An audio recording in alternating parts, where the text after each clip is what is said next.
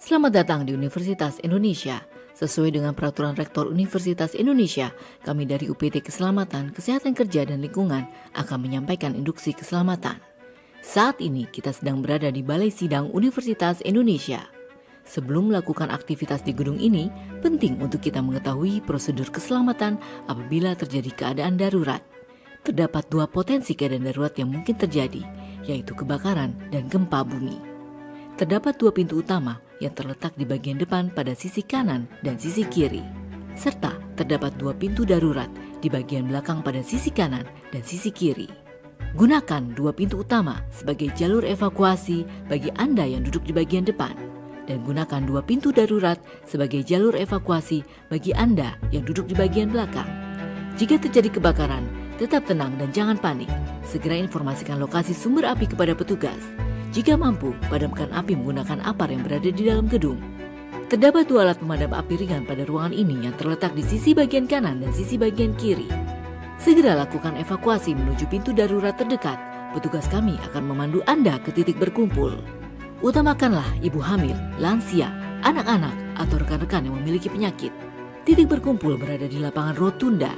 Jika terjadi gempa bumi, mohon tetap tenang dan jangan panik. Segera jatuhkan badan dan lindungi diri Anda. Lakukan drop, cover, and hold on, dan tetap bertahan hingga keadaan kondusif. Segera lakukan evakuasi menuju pintu darurat terdekat. Petugas kami akan memandu ke titik berkumpul. Sangat penting untuk kita melindungi kesehatan diri sendiri dan orang lain demi menghentikan penyebaran virus COVID-19. Utamakan berkegiatan secara daring dengan terlebih dahulu melakukan vaksinasi lengkap dan tes COVID-19. Melakukan pengukuran suhu tubuh sebelum memasuki ruangan atau memulai kegiatan. Jika Anda merasa sedang tidak sehat, demam, sesak nafas, dan batuk, mohon untuk tidak memaksakan diri untuk masuk ke dalam ruangan. Selalu menggunakan masker double atau masker medis triplai dan masker kain selama berada di dalam ruangan dan saat berkegiatan. Selalu menjaga jarak dengan radius 1,5 meter pada segala arah, baik samping kanan, kiri, maupun dari depan dan belakang, terutama dalam pengaturan posisi duduk. Melakukan cuci tangan menggunakan sabun dan air mengalir ataupun hand sanitizer sesering mungkin, terutama sebelum dan sesudah berkegiatan. Tutup mulut dan hidung saat batuk atau bersin dengan menggunakan siku bagian dalam dan tidak menggunakan telapak tangan. Perhatikan batas waktu berkegiatan di dalam ruangan dengan memberikan jeda setiap 2 jam untuk dapat keluar ruangan terlebih dahulu. Selalu berhati-hati saat melangkah karena terdapat potensi tersandung akibat sandungan kabel yang melintang dan lantai licin. Gunakan pegangan tangga saat menaiki dan menuruni tangga. Sesuai dengan peraturan rektor, seluruh warga yang berada di lingkungan Universitas Indonesia dilarang merokok. Lokasi toilet berada di sisi kanan dan kiri gedung.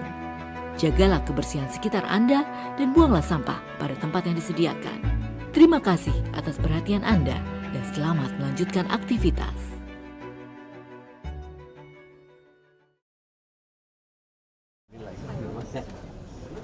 Kan biasanya kalau itu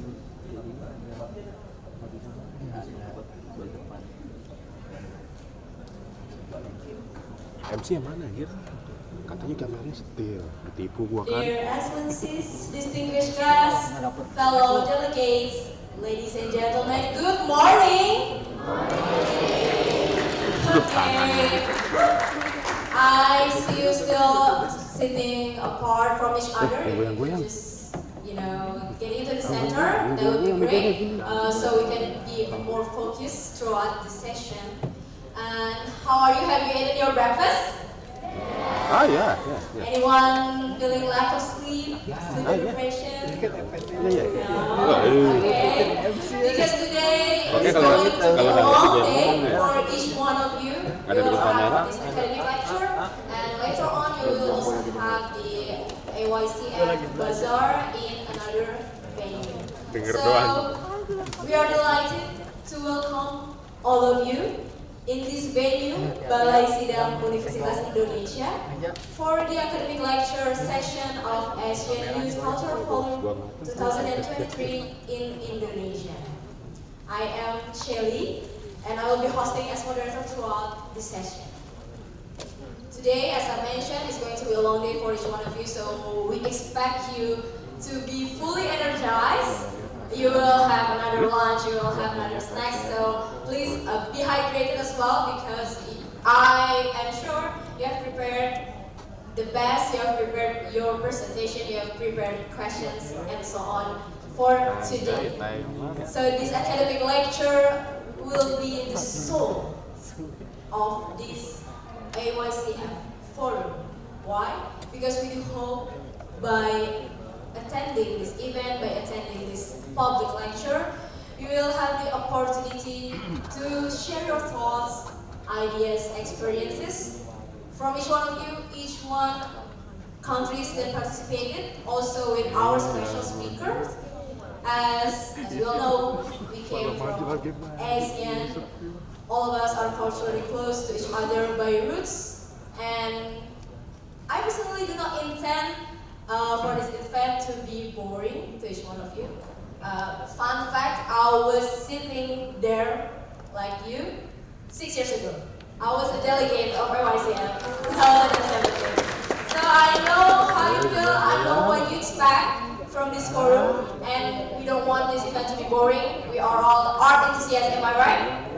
Yeah. We are all performers, right? Yeah.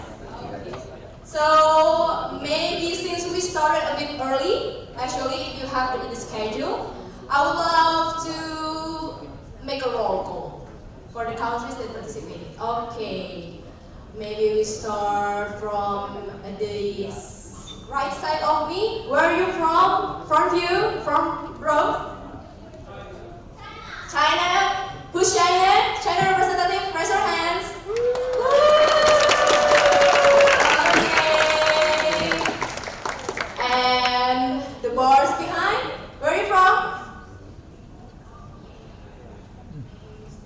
Okay, I'm seeing you. The third rows from front. Where are you from? Philippines? Philippines? Okay. Philippines, raise your hands.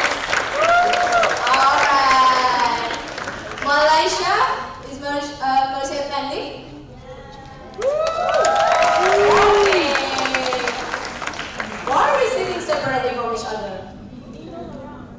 Oh, you mingle around, that's great. Okay, take notes, guys. You have to mingle around throughout the session. You have a few more days ahead, right? Okay. Thailand? Thailand attending? I'm seeing you. Philippines? Why are you so low? You have matching colors, you have matching outfits. Okay. Once again, Philippines! That's great. Okay, which anyone else I haven't mentioned? Cambodia? Laos? Myanmar? Brunei? Okay. Hi, I'm glad to see you. When I was there, when I was a delegate, I didn't get to see Brunei. That's so sad, but I'm glad to have you all here. Vietnam?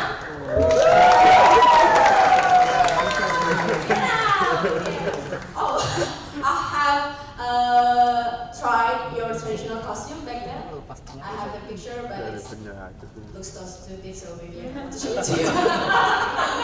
Because I don't think I wear it properly, but I'm glad that I get to know close the Vietnam delegates because she was one of my roommates back then. And I hope you are having a good roommates to each other. Please mingle around, please have fun, and once again, stay hydrated, stay fit. Whenever you feel hungry, needs water, please raise your hand or reach to the committee. We will gladly provide you, and we'll try our best to host you with the best qualities possible. Okay? Okay. So as a starter, we will feature a presentation by very interesting speakers for this event. But before that, we would like to first invite the Director of Student Affairs to come forward and give the opening speech for this forum. Okay, please welcome Mr. Okay, thank you, Sally. Good morning, everyone. I really hope you enjoyed the opening last night. And I'm sure we have many more interesting programs, especially today, this morning. I would like to kind of introduce that today we will have a creative design lecture by Miss Katri. Thank you for coming and also spend your time with us. And also we have an introduction of a big event coming in the coming months, and will be culminating in August. ASEAN Higher Education Conference and ASEAN Youth Forum. So the committee will give a presentation, a short presentation today after the lecture. So and invite all of you to also join. Maybe with other delegation is also welcome. So I would like to also remind everyone, so far we enjoyed the program, we enjoyed the event, but as also Jelly remind, keep ourselves healthy, keep ourselves safe. I know you tried some electric bikes yesterday and make some racing. Please be careful also with all our safety and security. So thank you very much. Again, I will not take too long, and I hope we have a good program today and also tomorrow, and enjoy our time. Thank you. Thank you for the remarkable speech, Mr. Munir. So now we get to the main event. We are now continuing our session to the next age, and that is to listen to the presentation, which will be delivered by our amazing speaker right in front of you. Actually, the lady in red, who's already sitting here with us. And before we start, I would like to give you a little bit of introduction of our speaker. So the name is Miss Ratri Anindya Jati. You may call her Miss Ratri. She is an experienced producer and cultural manager with a demonstrated history of working in the performing arts, global arts festival, non-profit cultural organization, who is also a master's graduate from the California Institute of the Arts with the study of creative producing and management. Her main interest is to lead, produce, and engage in local and international collaboration, as well as multilateral exchange and cooperation for arts and culture projects. Her notable professional experiences, including being a producer for several arts, exhibition, workshops, art and residencies overseas, maybe you have heard, and she is heavily involved in the Indonesian Dance Festival, or IDF. It's the Indonesia's biannual international contemporary dance festival held in Jakarta, the longest running festival of its kind in Southeast Asia since 1992. So she started off in the IDF as the program manager since 2020, and until now she has been appointed the position of director of IDF. So maybe a little bit of the theme. In the past 3 years, we have experienced, proven to us that among all the things we have lost are the griefs throughout the pandemic, creativity and art lives and works. We still strive. So in this presentation, we will learn firsthand from Miss Ratri on how to strive during the post-pandemic art creative process. So without further ado, please join me in welcoming our speaker, Miss Ratri Anindya Jati. Please give her a round of applause.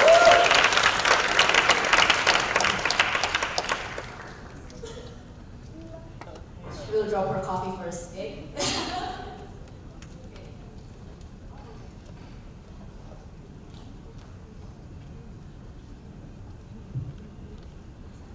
Do I start now? Thank you, Shelly. She makes my resume so brilliant and dazzling, you know, and in real life, it can be different. Good morning, everybody. How are you? I know Shelly already did a really good job in hyping everybody up. So if, you know, sometimes when I get nervous, I can speak a little too quick than my brain thinks I'm speaking. So if you think or feel that I'm speaking too quickly, you know, just shout to me, slow down, or, you know, use your hands or give me a call, okay?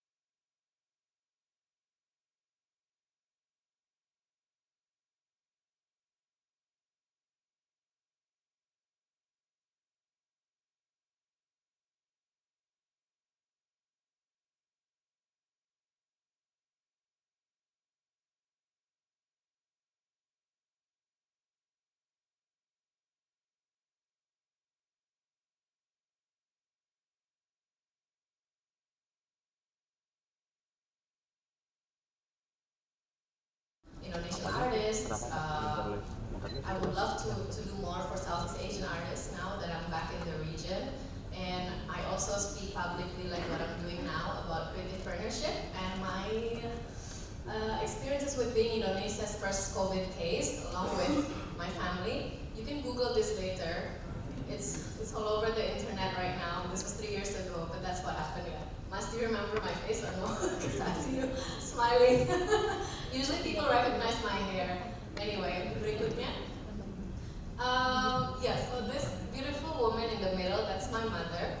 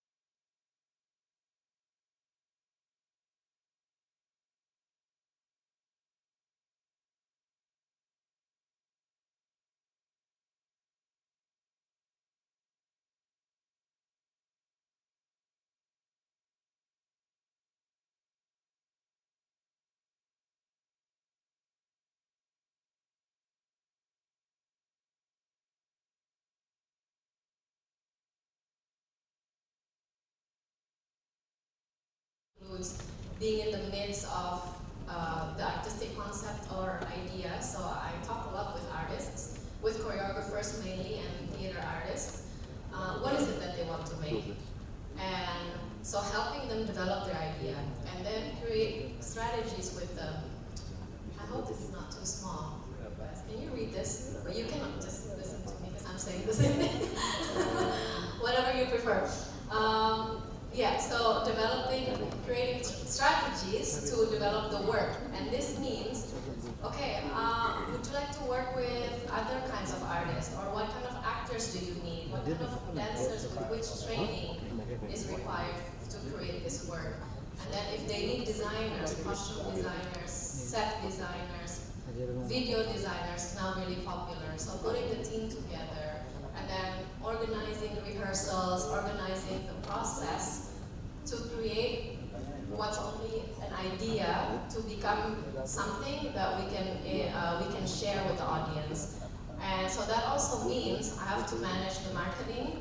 I have to think about which venue does this work need. It can be a site-specific venue, it can be this kind of stage, or it can be a proscenium, or it can be in a living room of somebody. And then also developing audience. Who is this work speaking to? If it is about, it can be something very intimate as someone having experienced a trauma in their life, for example. So maybe I need to collaborate with a social institution that handles traumatic experiences for their direct community. So things like this. And then after that, after producing the premiere, then I also have to think about the life after the premiere, which means the touring. It can be a local tour within the nation or within the city, or international tour. Basically, in a sense, I deliver the product to the market, which means the audience, and the product can be theater, dance, film, exhibitions, or something like the arts festival like the IPF. Okay, berikutnya. Okay, this is just, it's a cute picture, but these are the co-founders.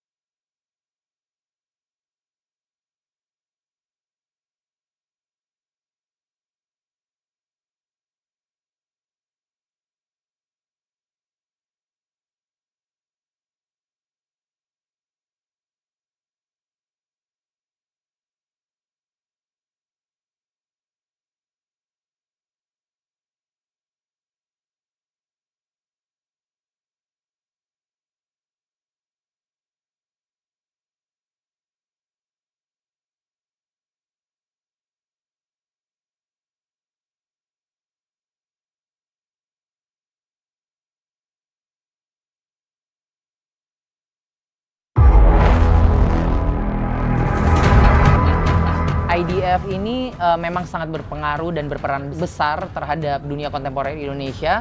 IDF tahun ini ada tema rasa. Salah satu festival yang betul-betul ditunggu.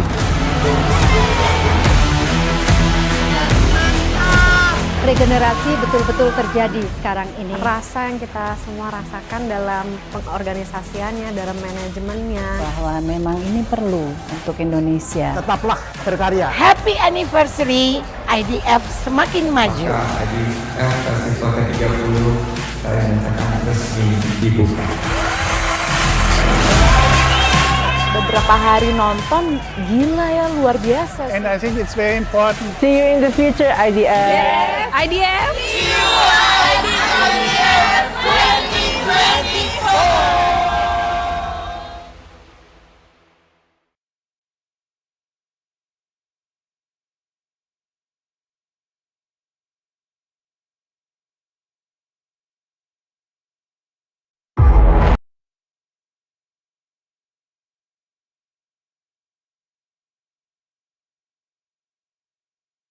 One of his dancers, we invited him here. Anyway, I know he's a big name there, right? He's really respected artist, also by us. So that was a little bit about it. It's a 7-day festival. We present 14 performances and about 8 workshops and master classes and 4 discussions. So when people come, they don't only see the shows, we also engage them in the discourse of what is happening right now, especially in Southeast Asia, is our concern, and share that with the audience. So why am I doing this career? Like I said earlier, it's not the easiest because people usually, one of my struggles as a fresh graduate back then, and I already knew that I wanted to be an arts manager. And here are my group of friends, they get hired by banks, they get hired by consulting company or becoming a journalist, but all of them can say, I work at this corporation. And when I see them and they ask me, Ratri, what are you doing now? And I try to explain to them, oh, this is the Indonesian Dance Festival, it's an international platform, blah, blah, blah. Okay, so you dance, like you just dance, right? Or, oh, you like an event organizer, right? Like, they don't understand what arts management is. So, I was young and I felt really isolated because I didn't have peers around me choosing the same career. So that's one of the challenges. But now don't worry, if you choose, and I'm not trying to persuade you, but I just see now in the younger generation, people are more interested in the arts. People are wearing more of our traditional, fabric, the kebaya, and all of that actually is what art is, right? So there is more interest and there's a lot more hope and optimism for the art world now. So I chose this career because I believe so much that art is a really impactful tool of storytelling and discovering humanities for ourselves. It's a powerful way to create social impact and activism, and arts and culture are essential aspects of life. Sometimes we take this for granted, but even something as this table, this is a design, right? Somebody was way beyond their time and invented this. They designed this, the chairs we sit on, this building, the what is it called? Ukiran. The woodwork on the wall, this is all art, right? But because for performing arts, the exchange is not the value of money, then it's really taken for a lot less of value than it is. That's my take on this. And for me, especially during the pandemic, when we're not physically together, can you imagine how much actually stress it had on us? Because by birth we are a social creation, right? Like apa sih namanya? What is it called?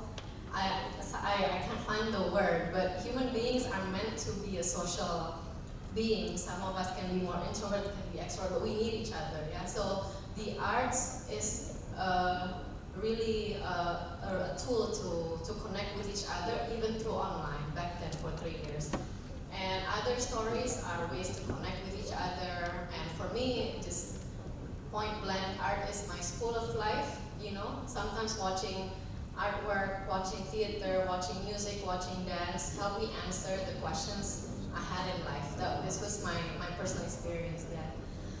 So, anyway, it came from this belief and that memory of being so amazed how Canadians there back then, 20 years ago, were so captivated by my traditional dance from Indonesia. And I believe that art can provide meeting points, is why I stayed in this profession.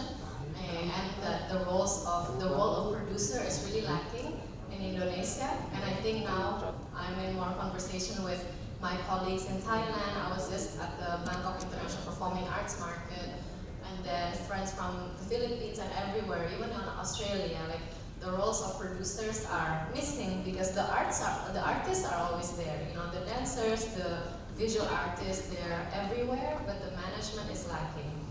Okay, berikutnya Mas. Okay, so this is where I get into the meat, just to get an idea. Maaf Mas, boleh diklik-klik aja biar semuanya muncul. Okay, I'm exposing how old I am, but that's okay, right? We're not so far apart. Okay, I shared with you about Canada. I came back to Indonesia in the early 2000s. I had it was a really weird cultural shock because coming from a Western country and coming back to my culture.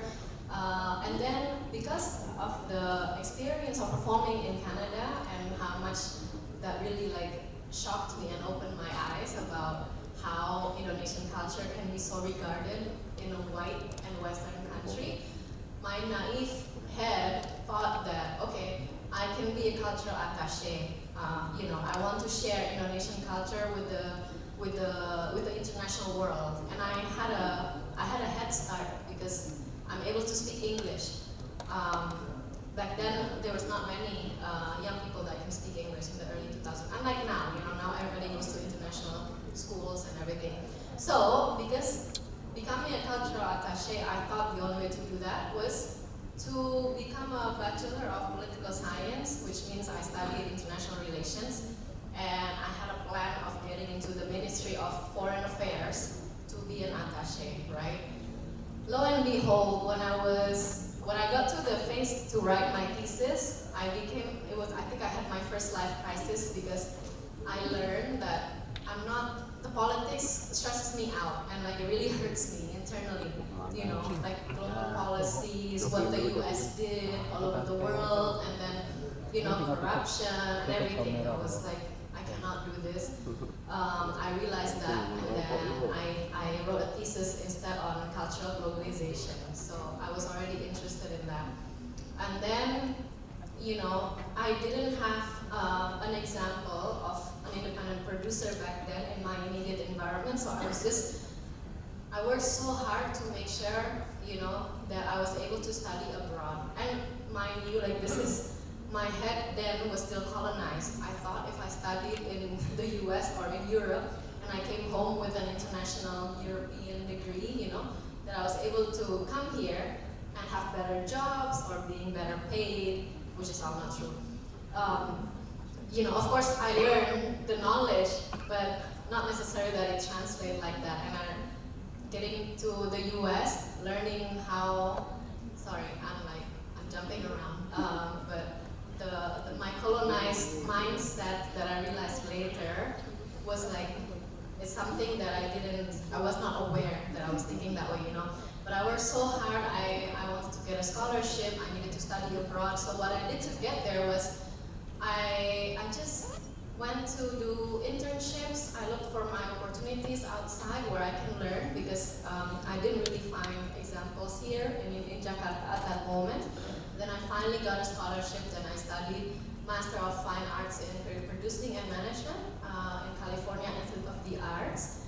And for Indonesians here, I received the LPDP scholarship, if you've heard of it. I'm telling a lot of people about this because it's such a great program and it's a good opportunity. You guys should look it up for the near future. Anyway, it's something that's a really good program by the Ministry of Finance, right? So you should take up the opportunity.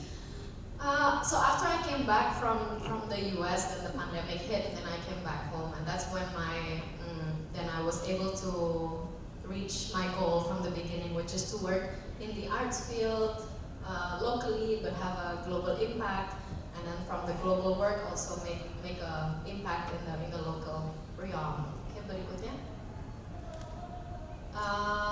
Yeah, why am I here with you? So, you know, success is really objective.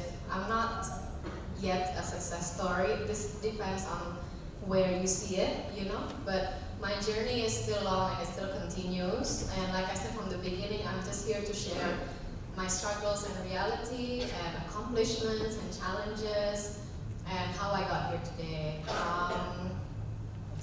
And I guess how do you live live and work with a creative mindset in the creative industry are the points that I want to share mainly, and I hope that this can inspire you to create and use a creative mindset to go through our daily lives, because most of the time that part is forgotten. Yeah, and be out there in the world and hope that this can be impactful some way. It's just a little bit, at least something, right? Berikutnya. Okay, so this is, I want to, I've been speaking for how long now? 15 minutes, and I know it gets boring. I'm also tired. So I have a little surprise. I want you all to trust me on.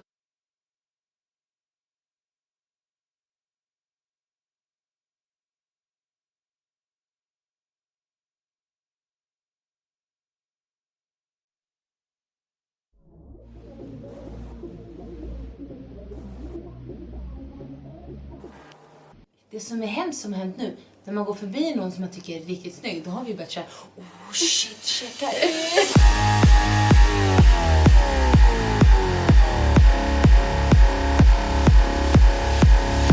I got this feeling on the summer day when you were gone. I crashed my car into the bridge, I watched, I let it burn. I threw your shit into a bag and pushed it down the stairs. I crashed my car into the bridge.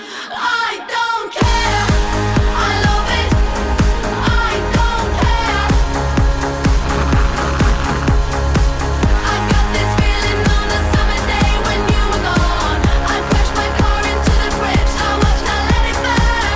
I threw your shit into a bag and pushed it down the stairs. I crashed my car into the bridge. I don't care. I love it. I don't care.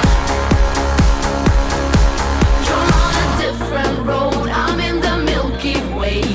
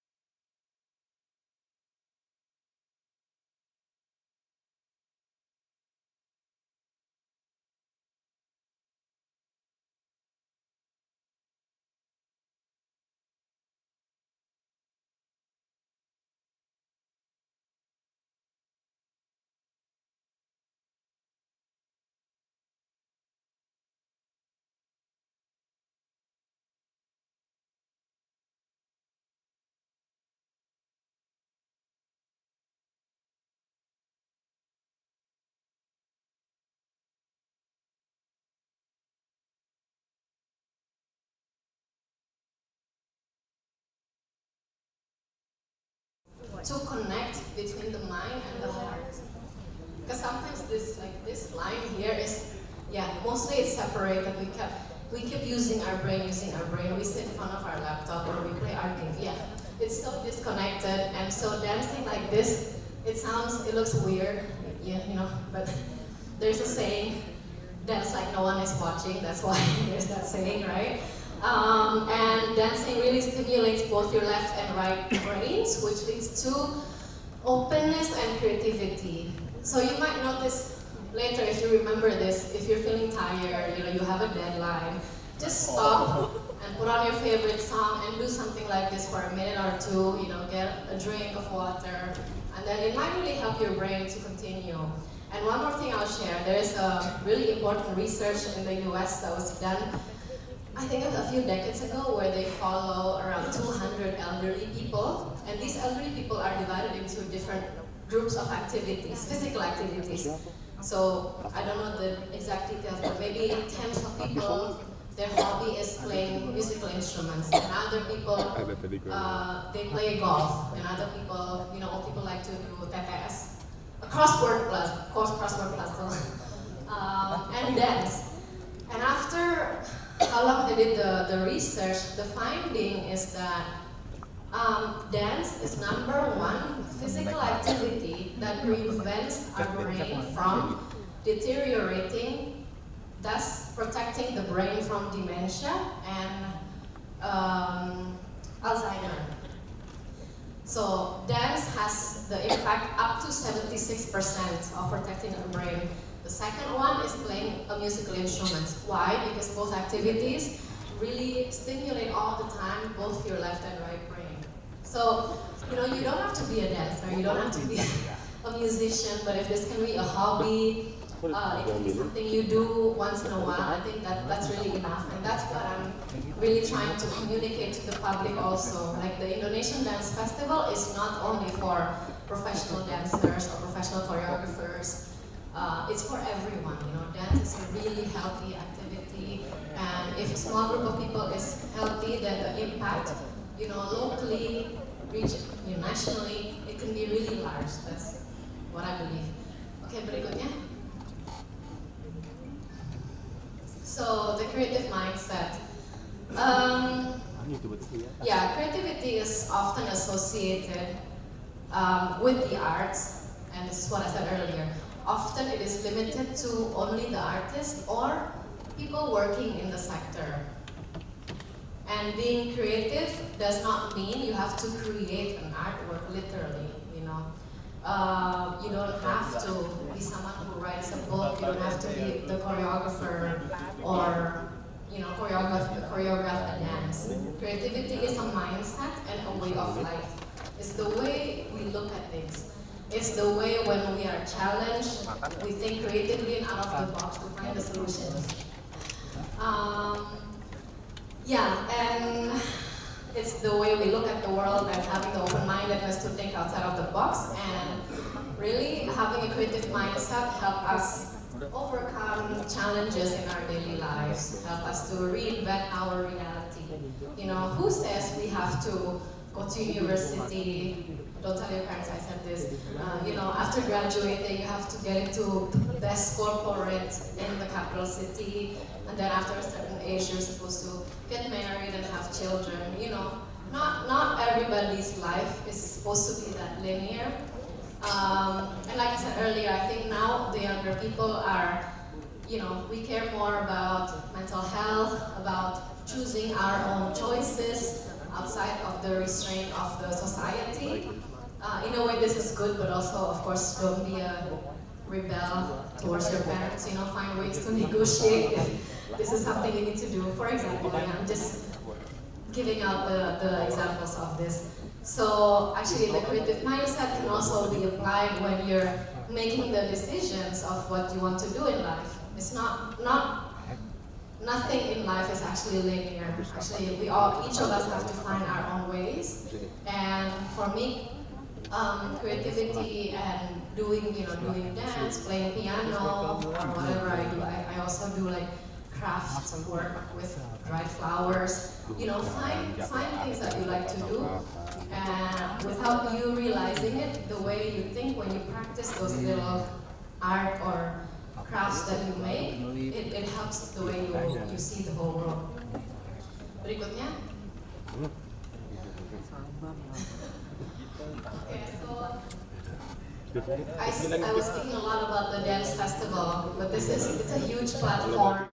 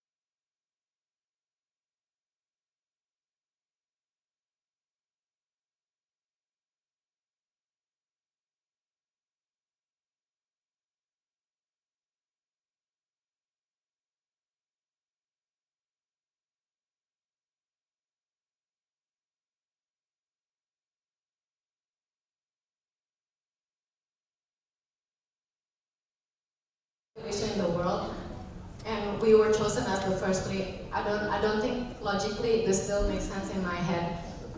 Anyway, so I became like a public speaker about surviving COVID and helping the Indonesian people feel calmer about experiencing COVID, which was good, but it was not necessarily easy at our home. So yeah, how to make lemonade out of lemons. I guess my take points from experiencing all that craziness was always be grateful. You know, I was so thankful that I was not stranded in the US during the COVID pandemic, that I was with my family and we were doing creative things together. So yeah, that's always remember that, having a positive mindset and be creative all the time and just reinventing your reality, you know. Berikutnya, I'm almost done, guys. Just bear with me a little bit more.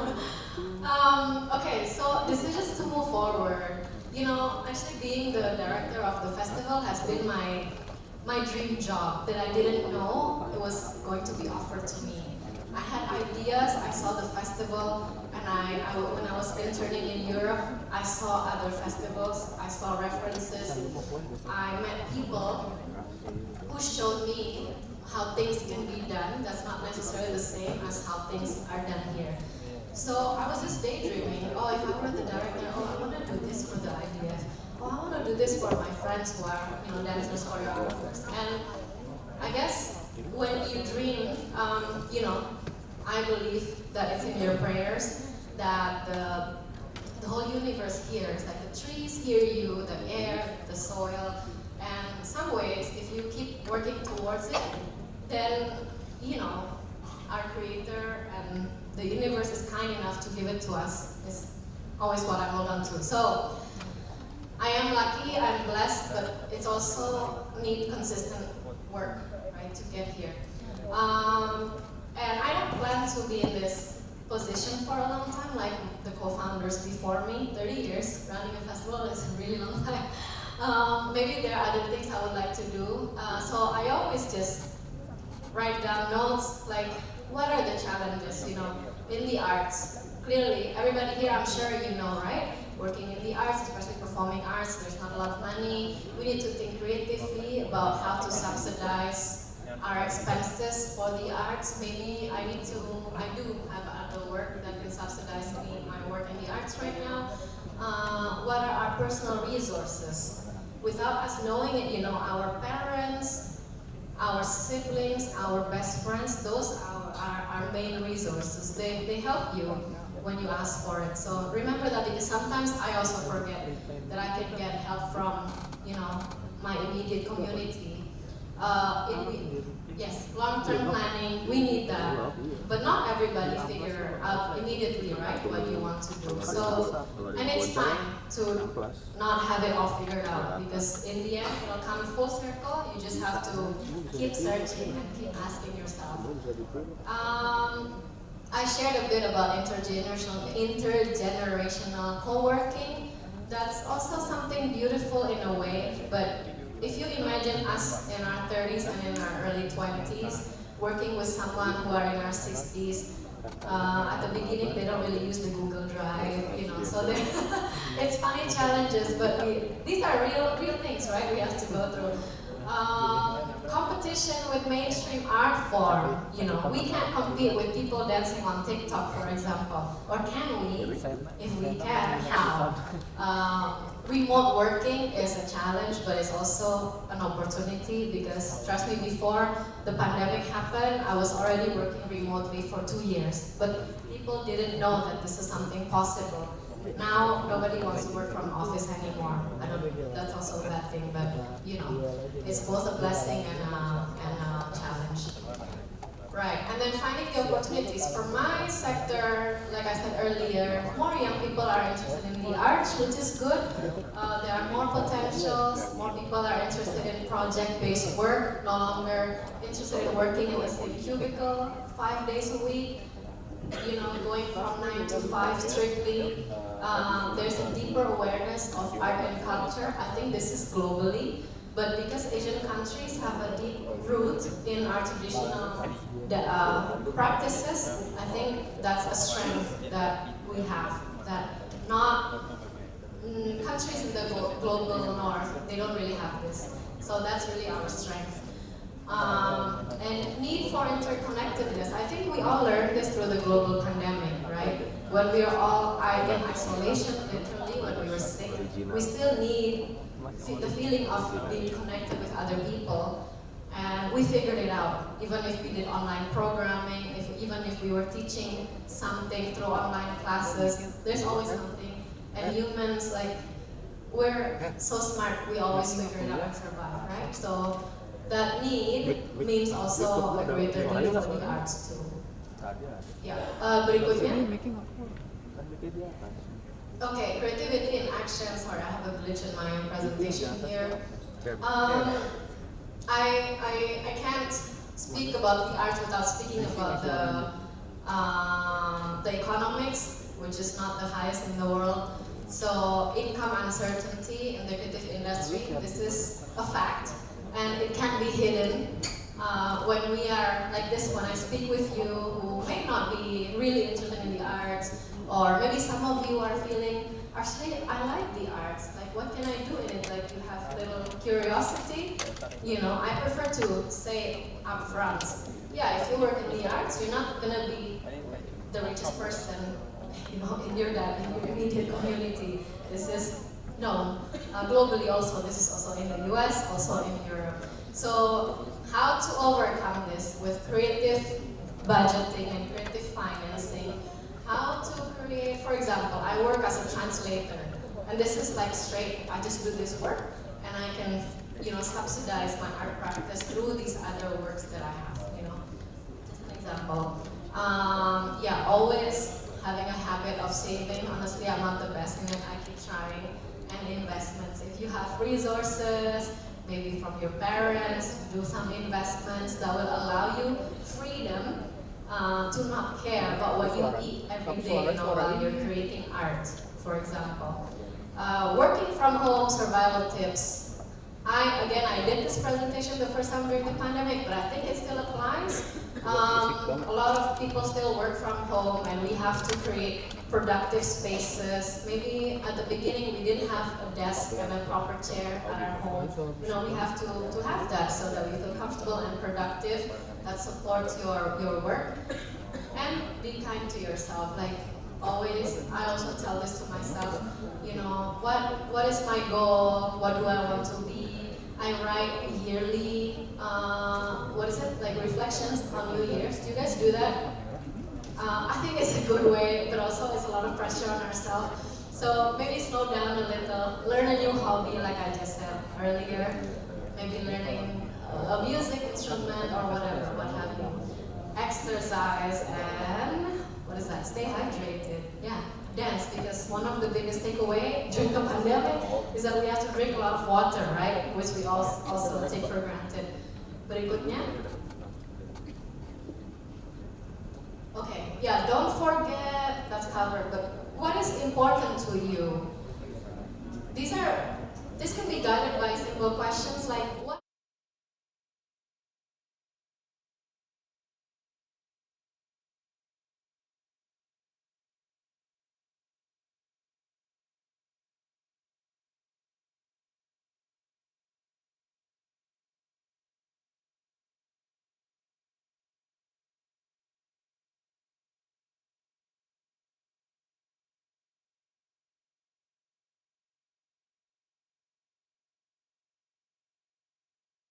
you have like, oh, you're probably really ambitious and you know where you're going, which is good for you. Yeah, and then, kok presentasinya menghilang?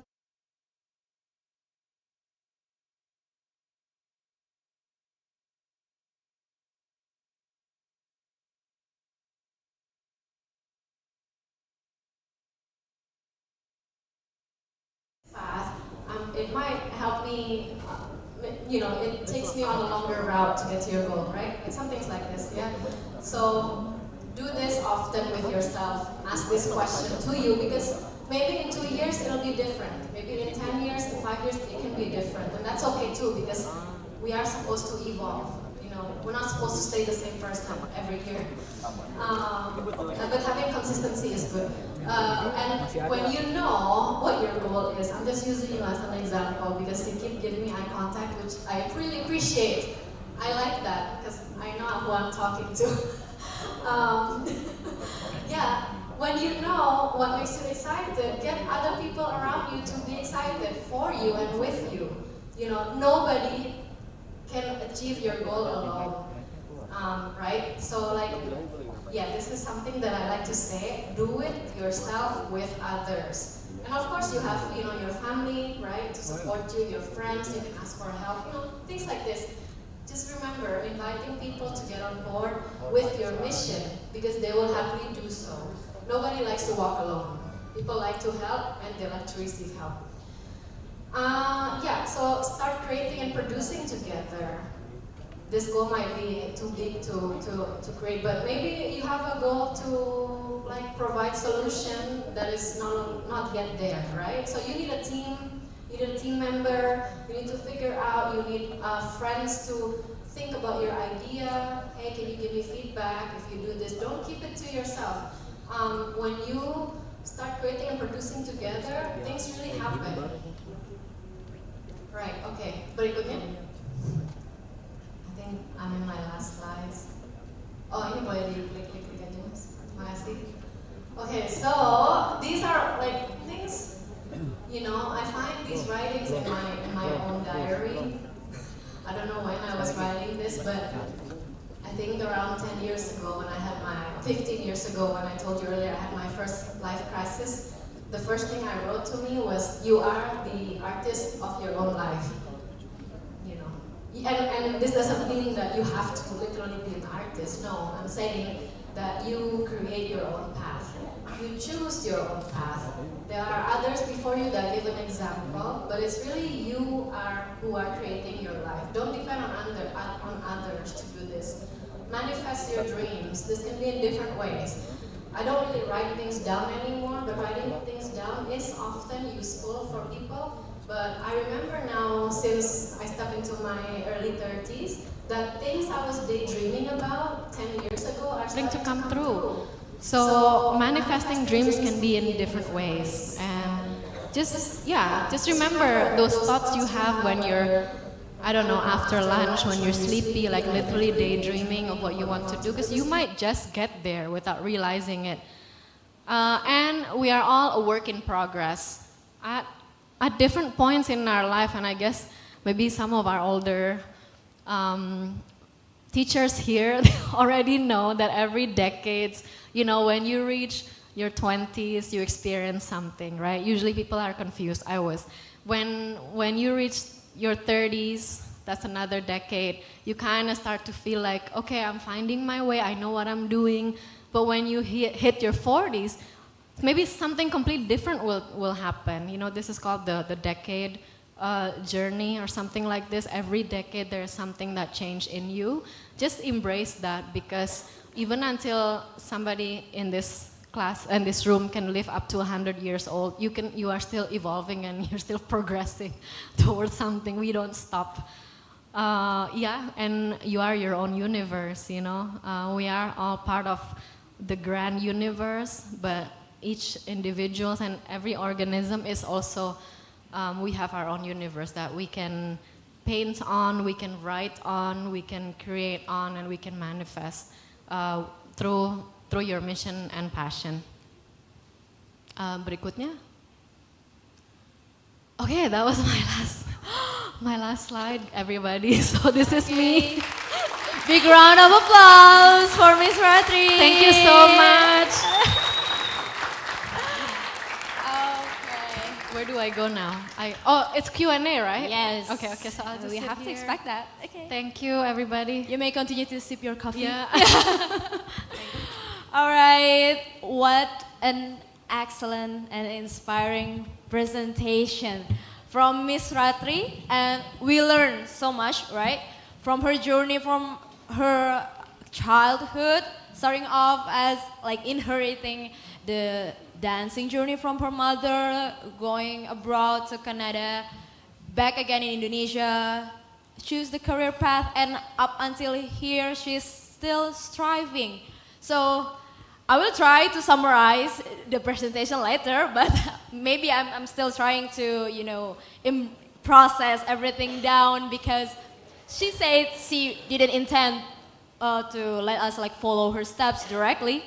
But I feel like I'm more interested than ever now in art management. We are all art enthusiasts at heart, right? Am I right?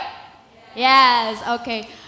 Before I started off with the roll call from the countries, now I want to roll call with the art performers. I want to know what you do in art. So, where's the dancers? Where's the dancer? Raise your hand. Ooh, clap your hands. Round of applause for all the dancers here. Okay, I see you. I am a dancer as well. Dancer myself and still doing it. And who's doing theaters? Who's doing theaters? Woo! Okay, who's doing music? Musicians here? Yay! We cannot dance, we cannot do theater without music, without scorings, right? Okay, anyone else do the monologues or anything? Stand-up comedy, maybe? No? Okay, but we are free to explore everything. As Ms. Ratri said, we are all artists in our own world. We are all artists in our own universe. So I hope we are all now feeling more interested, feeling more excited to become or to, you know, manifest our own dreams. So without further ado, we are now entering the Q&A sessions. And I hope Ms. Ratri is ready. And I hope all of you also ready. It's not limited only to fellow delegates. I'm gladly invite the academic staff as well. If you have questions, please go to the assigned microphone, I guess, committee. Is it right? Is it right to use the standing microphone for the question? For the question. Okay. Anyone who wants to ask question, please raise your hands. I will call your name and you may go to the microphones. There's no limitation to the questions as long as the time is still there. Okay. Anyone want to ask questions? Sir, please. Okay. You want to stand up? Maybe we would love to see you standing up. Just to stimulate the participants. So, Ms. Ratri is very interesting for me because I'm exercise physiologist and you explained a little bit about the, what we call it, the effect of dance on neurobehavior, in particular the function of our brain. But my question is not related to that. I just want to know, because you have experience abroad, what is the difference between situation of performing arts in Indonesia in comparison to other countries, in particular in US, or also perhaps you observe the situation in Asian region? Thank you.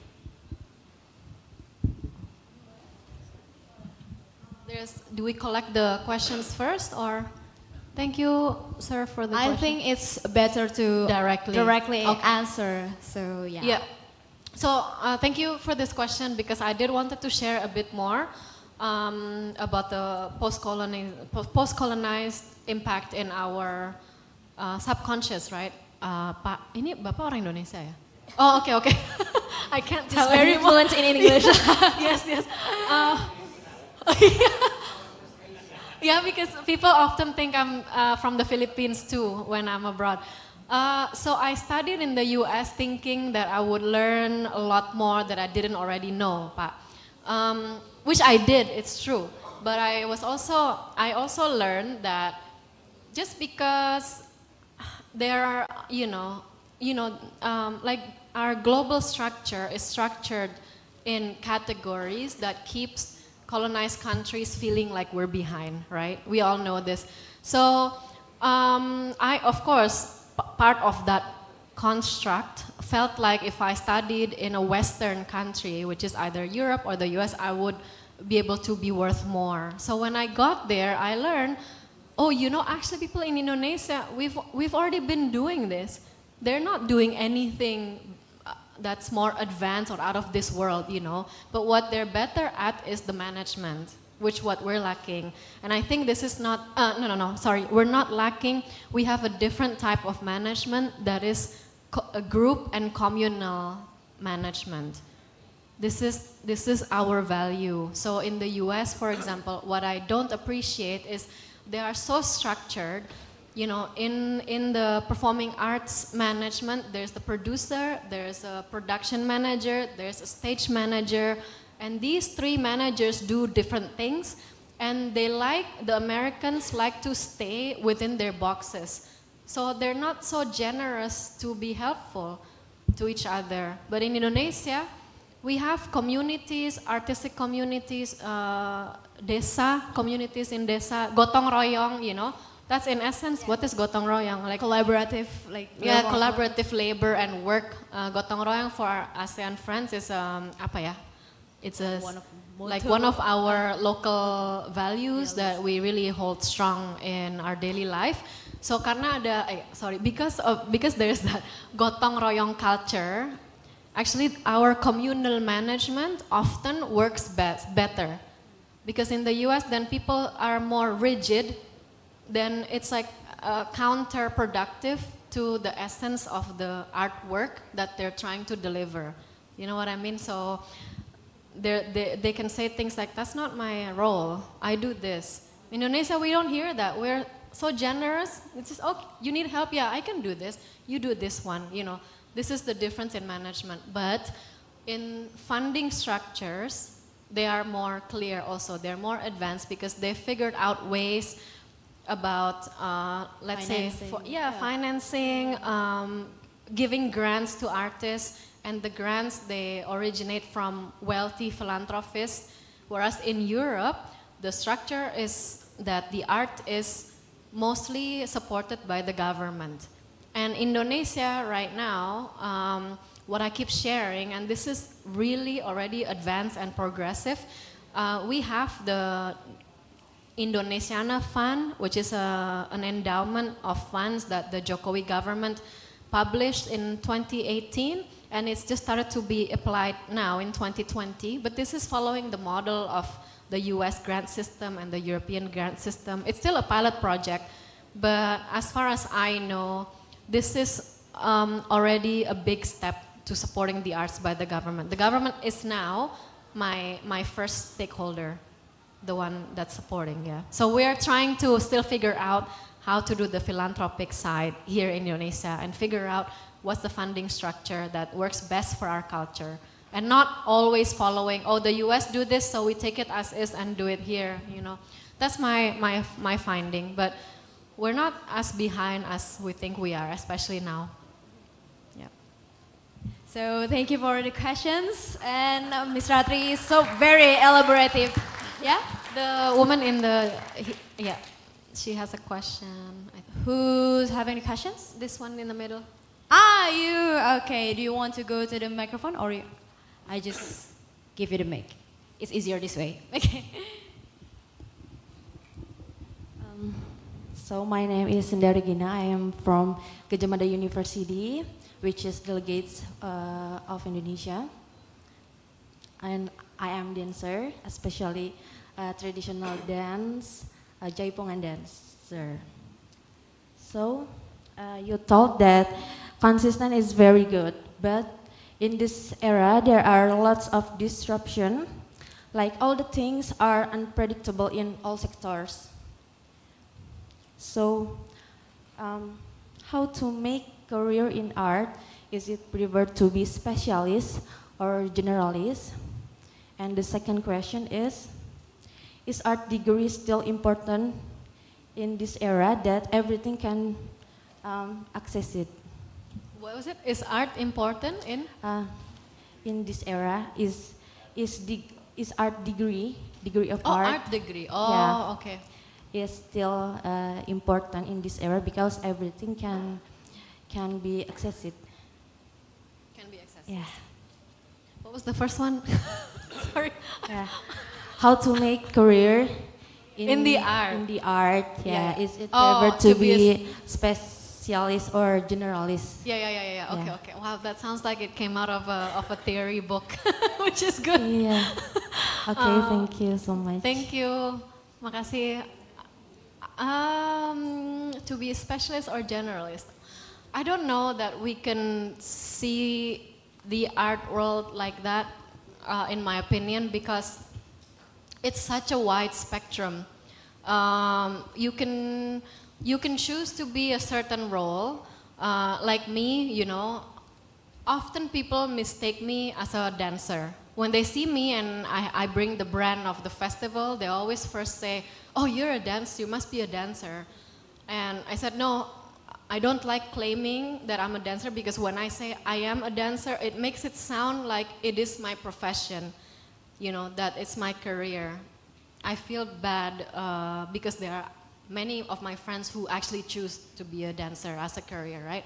So I tell them I do dance. It is something that I practice, but it's not my profession. I choose to be a producer because I realized when I was about to graduate my bachelor program that that's what's missing in my environment. But all this is to say, a lot of artists, you can see it from a different point of view, right? Like a lot of artists can, people in the arts can play different roles. There's a producer, sometimes the producer can become a curator, the producer can become a consultant. Stage management. I have done weird things like pulling curtain for the show. I became, you know, I had to put on a costume. I was the producer, but we didn't manage, somebody fell sick or something, you know, I had to step up and be a curtain puller. Or the dancer, or the choreographer, if they have a really deep research in their theme, then they can be a speaker or a writer of that theme. They can be a researcher. So it's really open-ended. And I think it's good, like for me, I really choose to be a producer. I want to be known as a producer. That's specific, right? But in a way, on the other hand, I'm also a generalist because I need to know all kinds of aspects because being a producer encompasses all of these aspects. I hope this answers. So I think there are some things you can choose to be really good at, but if you choose to be in that sector or ecosystem, then you also need to know the general sense of it and become an expert. I'm not an expert yet. Like there's still things that I think I'm lacking as a producer that I know, you know, I need to keep learning. So that's the first answer. And then, oh yeah, art degree. Do you need an art degree? It's yes and no, because if we don't live in the social structure that we live in, I don't think we need the degree, because the degree, I think, is more useful now for me personally, as a backup. In case I'm being asked by universities to share my knowledge, become like an adjunct teacher. I'm not an academic. I don't want to be one. I chose that. I get sleepy when I read or when I write, you know, research papers. It's just not me. I'm more of the person on the field, you know. I like talking to a lot of people. I like exchanging ideas. I like collaboration.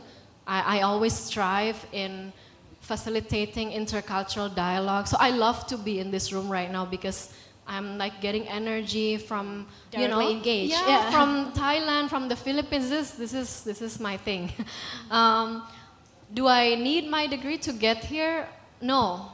What I needed to go to the US was getting a reference. And I learned all of that not only by being in the classroom. You know what I mean? So you can, if you want knowledge and experience, you can get that without being in a university. If you want to be in university, then maybe it'll expose you to some ways of thinking, but it needs to be applied in the field. And sometimes for some people, these things don't collide, you know. I know I have a friend who's a really good academic, then she's not really on the field, for example. But there are people who can be in both, which is good. So I would say I think the degree now is like a requirement because of our society. I'm saying this in an academic institution, I'm sorry, yeah.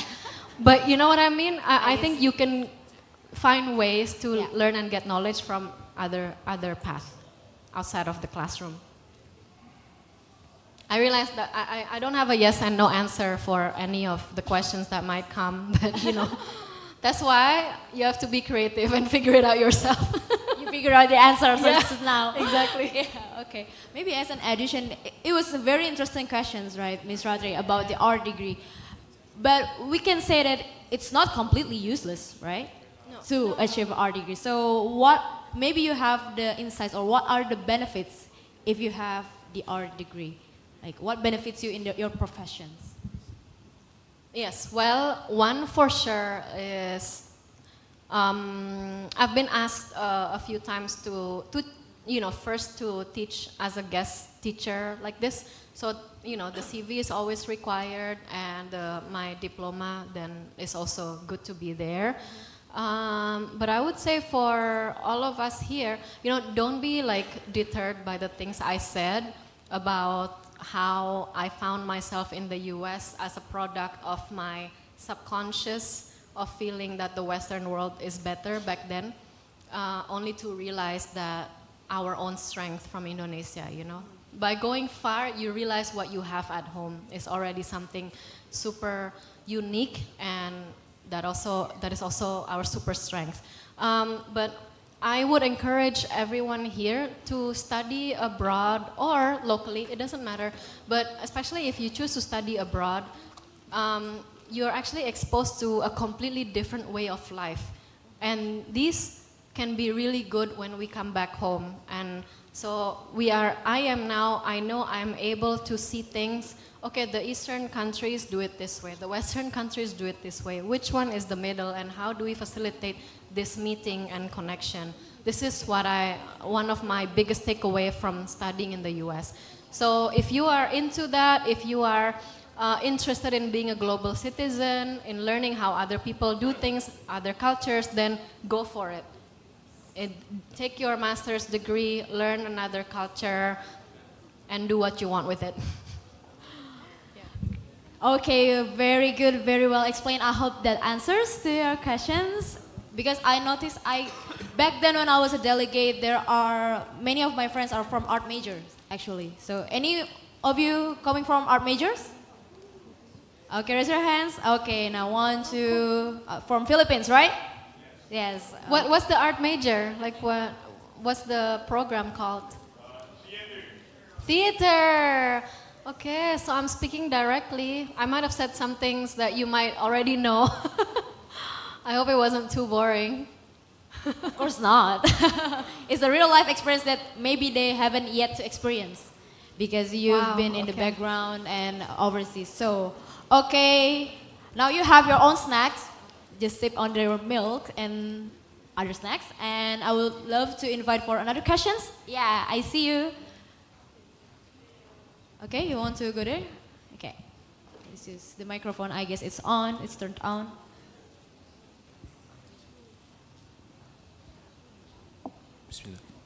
Hello, hi. Hi. My name is Adam Salihin. I'm from University Kebangsaan Malaysia, from Malaysia. So I think it's very wonderful that you share your story. You've studied abroad, you've met many peoples. So with me, I have 2 questions. The first one is, what is your suggestion on how to expand our creativity? How to what? How to expand our creativity. Expand? Expand, yeah, expand. Okay.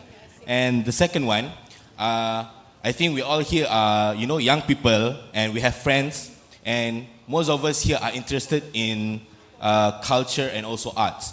So how do we encourage more people, especially our friends, to be more interested in culture and arts? To be more interested in culture and arts? Yeah. I think are you studying an art program? No, I'm not. I'm actually taking business administration at Faculty Economics and Management at UKM. Business administration, Yes. Okay. Oh, nice, okay. All right. We need people like you in arts management, We need a lot of calculations, right? Thank you. All right, thank you for your questions. Okay, how to expand your creativity. Okay. Yeah. Again, don't be bored to hear this, but there's no singular way. Each person have to explore this for themselves. I know artists who do this by, for example, Edgar Arsenault, the theater director that I produce for. He is also a visual artist, so he creates paintings. And the way he creates is, which is really interesting to me, he combines his visual arts practice into his theater, and then he also makes film out of it. Can you imagine how much like aspects he has to think through, right? But the way, okay, he might have ADHD, honestly. You know what I mean? Like attention deficit disorder, because I make fun of this with him. You know, he's not offended because the way his mind works is he strives. Yeah, he strives when he thinks on multiple ways. So he's not like, okay, I'm creating theater. I'm only gonna do this for the next 6 months. No, he needs to create theater. He needs to create this film at the same time. He needs to create his visual arts at the same time. I know artists who start working by exploring research, so they read a lot of books. But I think at the end, okay, you're a business administration. Do you have like a hidden art practice that you do? Are you also art performer? Theater activist? Oh, okay, wow. Okay, so high five. Yeah, well then, I don't know, maybe I know that for sure artists cannot live when they're not creating, you know. So I think this is something that needs to be said more and more and more, because there is a role that artists play in our society that is like the critical role. They criticize, you know, they ask us, what do we do? Like, does life have to be like this? And most like it's so often that when you do art practice, then it kind of aligns with activism. You know this well. So this is what artists and art do. So when we realize as a society that artists cannot live without creating, I think that's when they strive. When their creativity expand is when they keep creating their art. Because otherwise they kind of, you know, shrink if their mean of expression is being taken away from them. And this can be really different ways. It can be reading a book, it can be, you know, taking a stroll, doing regular exercise, as mundane as this. But I think getting a lot of expanding your mind first, locally and globally, is helping to tap onto your creative mind. What's the second question? Sorry, Shelley, I'm so bad at this. How to engage other people into arts and cultures. Keep talking about it. When I was in college, you know, I studied in Bandung, which is 2 hours away from here. Now it's 3 hours with the traffic. And because my whole family, they do art. My mother, as you know, my uncle dances. None of them, most of them, it's not their profession, but they perform traditional Javanese dance. So I would tell, sometimes I have a performance in Jakarta and I would go home. So when I tell this to my closest group of friends, they always feel like, what are you doing? Okay, so your brother is dancing, your uncle is dancing, like really? Everybody in your family dances. It seems like back then it was something so foreign. Now, fast forward, yes, it took really 15 years for them to understand. And these are my closest friends. You know, it took them that long. That's how weird this art world is to them, yeah? But now they attend the festival, they start to see their impact. They're proud that I'm leading this festival. But by keep talking about it, and now obviously there's Instagram, there's TikTok, there's so much access. It's so much easier for us to share what we do in the arts. I think just keep talking about it and communicating this. And it's a really good question, because what we struggle most is talking to people who are our potential supporter. You know, sometimes we feel shy, right? Especially theater. You need a lot of money to produce, and then when it's performed, you sell tickets, but the ticket sales means nothing in comparison to the production cost. So you need a lot of patrons. So practice speaking to your patrons, and your first patrons are your best friends, your closest circle. They might not understand the first time, the second time, the third time, but with consistency, they will get it. You know, invite them slowly. Hey, come do, you know, I'm doing this thing. Just come and see it. And over time, you know, they'll understand. But we need to be optimistic and resilient. That's number one. Okay, That's resilience in every kind of situation, right? Okay. Actually, we have run out of time for the Q&A. Okay. Okay, one last questions. Oh, there are two actually. Oh, two. I'll shorten my answers. Fine, of course. Two can do. Okay. You, Miss? Just come forward. Maybe you can start, Mas ini mulai ke sini aja. Mas siapa? Supaya jalannya nggak jauh nanti. Mulai ke microphone, this Mas in the middle. Good morning. Hi. My name is Xie Xingtong and I come from China, Yunnan University. So after hearing your speech, I got a lot of enlightenment. And to be honest, I'm not a professional one. I'm just an amateur. However, I find it dancing, acting, and kind of like this. You know, lots of people sitting in this room, they are professional dancers and professional singers. They major in this major.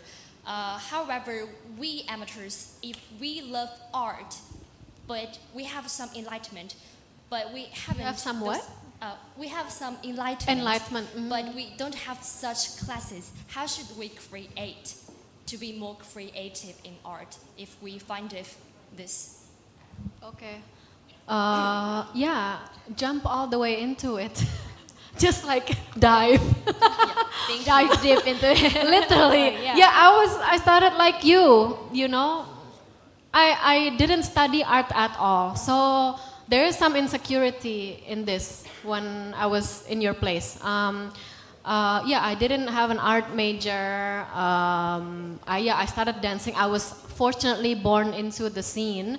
But I felt like then I was lacking context. You know, I didn't know many. So just if you believe it's your instinct to do more art, to be more creative, just get into it, you know, like ask people.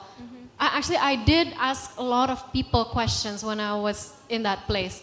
I asked my mom's colleagues, like, how did you get here? I Googled on Wikipedia, maybe, you know, what they studied, how they got there, what's their trajectory. Just really asking a lot of questions, because if you're quiet, if you don't approach people, they don't know that they want to know. And people who are like me now, you know, in their mid-30s and above, we like to share what we do to the younger generation, especially in the arts, because we're really lacking people who are supporting the ecosystem. So yeah, when you ask, when you inquire, you will receive answers. And so I think just go right in. You'll figure it out if you're really consistent and resilient, you know. Keep using, like, just verbally, orally saying what you want to do and what you want to learn and how to be creative. Ask your artist friends, like, what inspires you to create? How do you create? And these are questions that sometimes also artists are shy to share because it's a very personal thing, right? Their creative process is very personal. But ask them. And I'm sure nobody will say no to that. Yeah, be brave. Yeah. Thank you. Thank you. Thank you for the question. Thank you for being brave enough, she says. All right? Yeah. Okay, round of applause. And Satu lagi. one more question. Ini yang Mas di tengah, maaf ya. Okay. I think I saw the Boleh, academic. come on, get stuff over there, first. quick.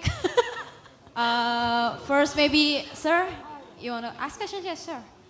Okay. Oh, okay. I didn't know. I okay, didn't okay. see. Okay, Yeah. sorry. Selamat siang, saya Ramli dari University Brunei Darussalam. I'm from Brunei actually. So basically, our university just got our new art center. Sorry, say that again. Our university, we just got our first art center. Oh, good. So there's not a lot of art center in Brunei. Yeah. So people like me, I'm an art practitioner for the university. Yeah. So I usually work with students to develop the skills in music and traditional dance, because my alma mater is a traditional dance. So what I'm trying to say is, as you said earlier, one of the challenges is on the capital and the finances. So my question is, how do you counter that kind of challenges while you were starting about the thinking about the challenge on financially? Yeah. So that's what I want to know. Thank you. Yeah, thank you. So is the art center connected to the university? Yes. Okay, that's one of the best models I know. So in the US, the most thriving art centers are the one that's housed under, you know, the University of Los Angeles, for example. It's a lot of linked. Yeah, it's linked, and it's really good because then the school, well, it depends. But in the US, the model is the school are also funded through another fund, and that fund is then directed to make sure the art center is thriving. So maybe in the beginning it's not like that for your case, but actually I think being under a university already provides a certain level of management, which is a good start than starting separately, you know. Yeah, thinking about the financial challenges, I was honestly super depressed about this because back then I was Jakarta is one of the most expensive cities in Asia. I was working for 3 different artists and I couldn't live on my own. So it was really bleak, like I had no future, I didn't know what to do. But what it comes down to is subsidizing. So I found individual patrons, and these are mostly, thank goodness back then, our friends who are from abroad. So people who are living with Indonesian currency, but they are receiving a salary from, you know, US dollar or European. I don't know, I got lucky that I met with people who are willing to invest in me personally. And I got there, and like seriously, these are, I can't stop saying this, but your immediate circle is your direct supporters. And these were just my friends. They're just a little bit older. I met them through, you know, different cultural events, and they were interested in investing in me personally. So they helped me to do my internship in Europe. They gave me pocket money, you know what I mean? But these don't mean anything to them. It's like $500, you know. For them, it's like eating dinner twice in the US, you know what I mean? So don't be, I think I had no face. I think I was just, I want to do this, I need to find ways.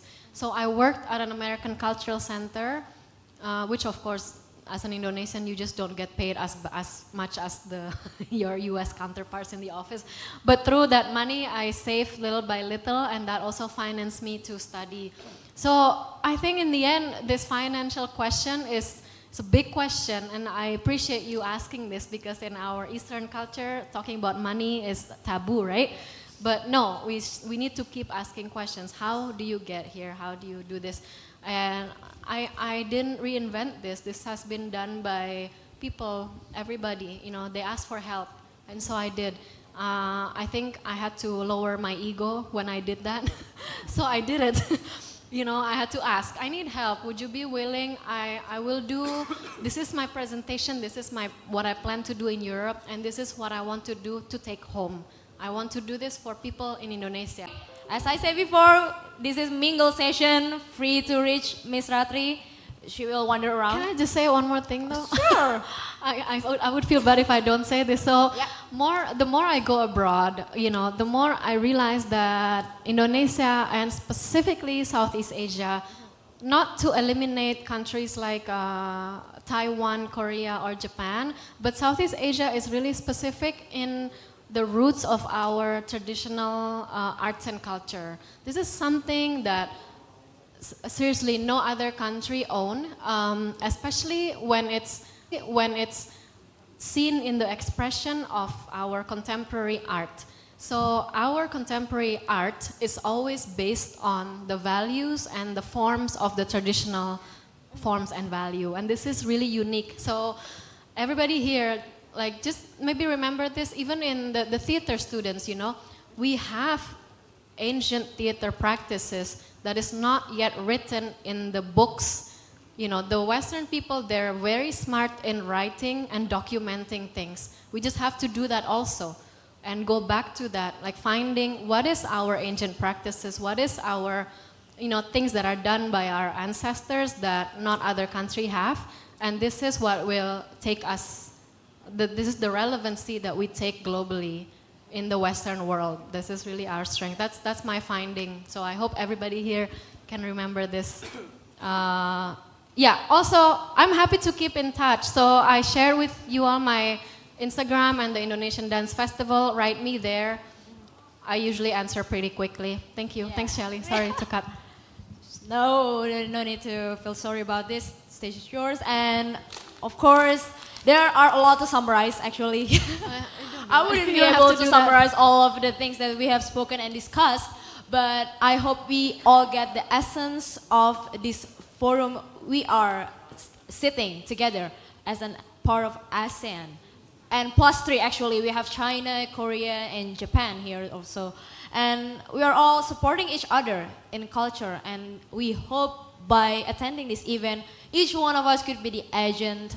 I don't know if cultural agent is a thing, I don't know if that's a term, but you know, promoting our culture and arts in different form, not only limited to our, you know, like as a performer, not only limited as a dancer, musician, singer, or actor in theaters, but also we have learned so much from Ms. Rat participating in this event, in this Q&A session especially. And now we are going to another sessions. We will have the speech and information from our Ministry of Higher Education. It is from ASEAN Higher Education Conference, or ASEAN HEC.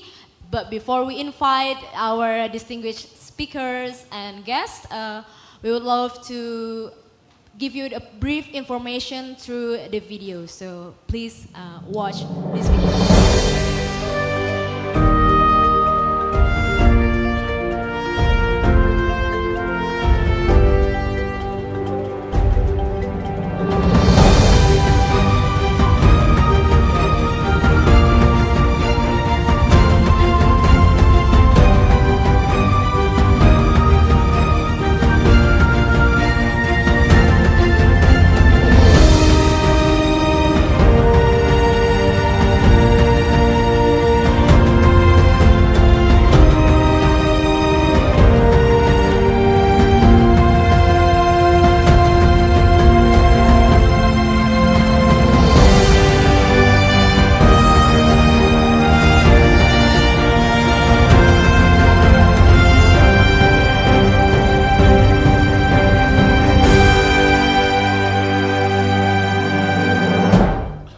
Okay, that's it for the brief information of the ASEAN Higher Education Conference.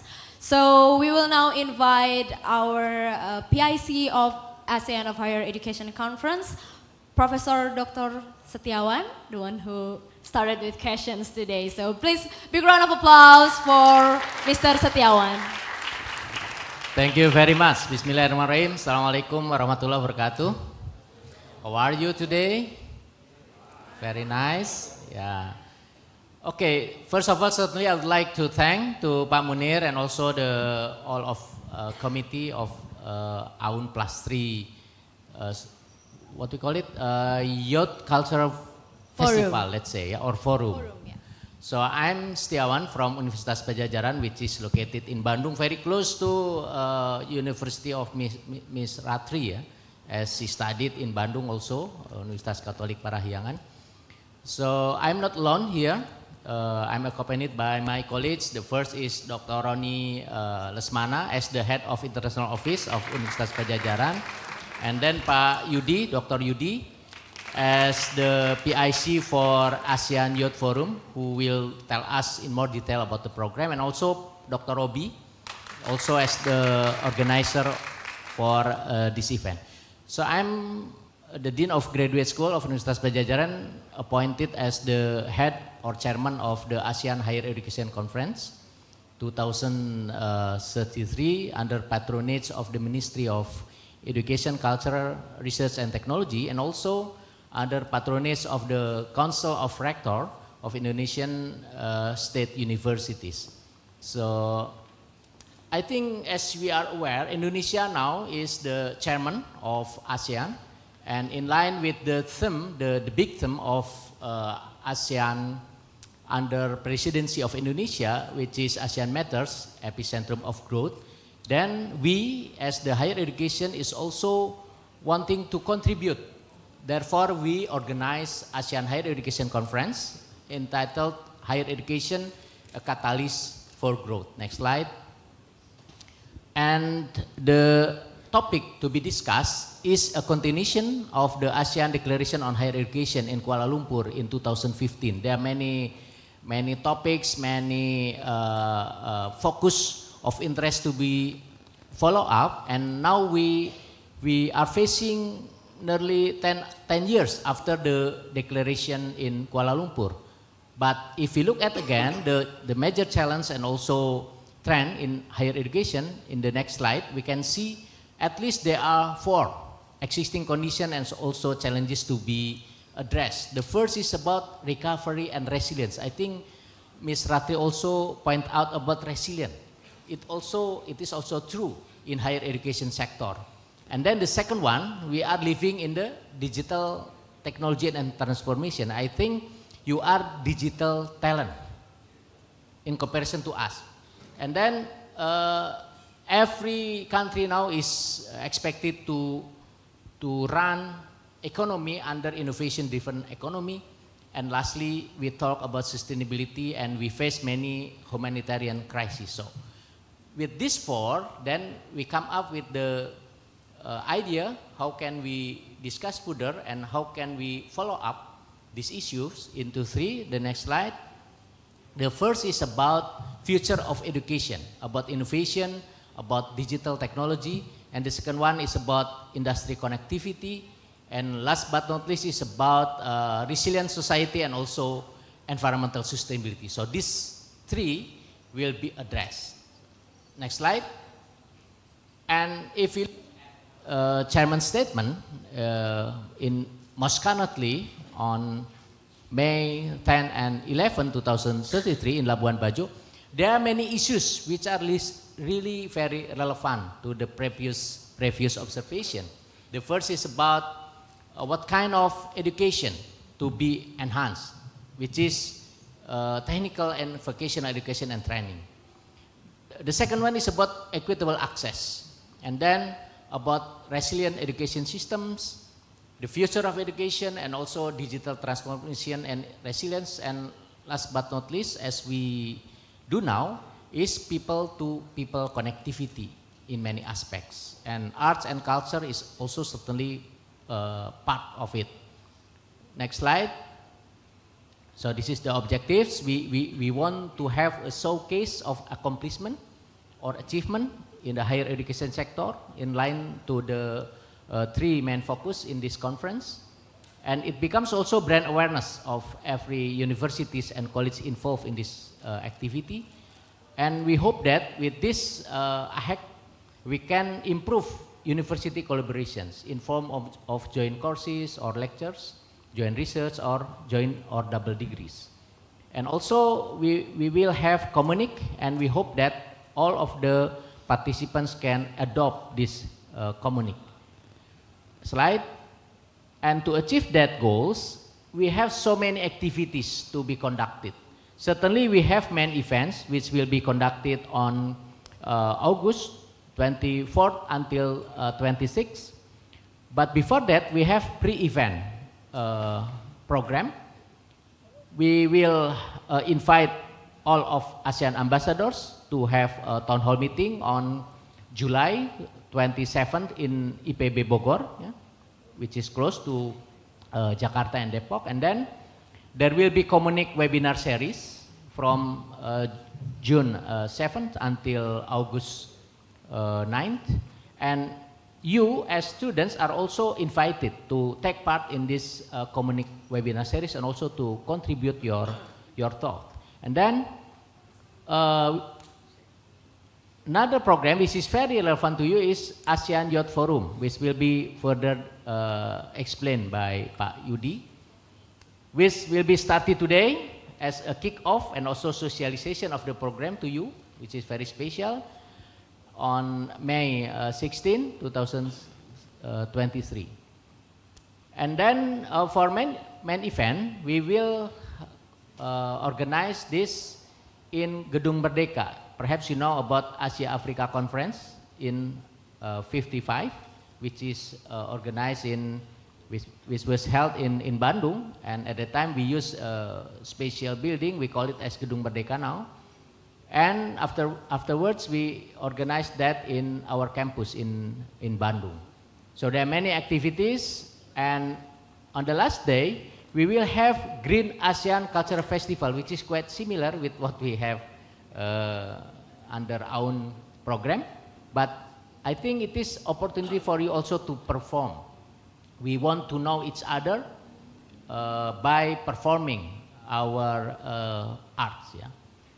Okay, next slide. So we strongly invite you to join because it is part of ASEAN activity. We want to become citizen of ASEAN, and then we don't only talk about idea. We want to implement it, and we are now in the preparation phase. We talk a lot with our partners from many universities in ASEAN, and also we involve at the ministry level, and also we drag attention from industry, so that we can think not only about the concept, but also we want to implement directly in terms of collaboration. How can we strongly support our young generation to be what we call it ASEAN citizen? And then it is not only about what we call it right hemisphere of brain, but also we talk about left hemisphere of brain, about not only about innovation, about something which is very what we call it rigid, but also something which is very creative, yeah, from innovation, business until culture.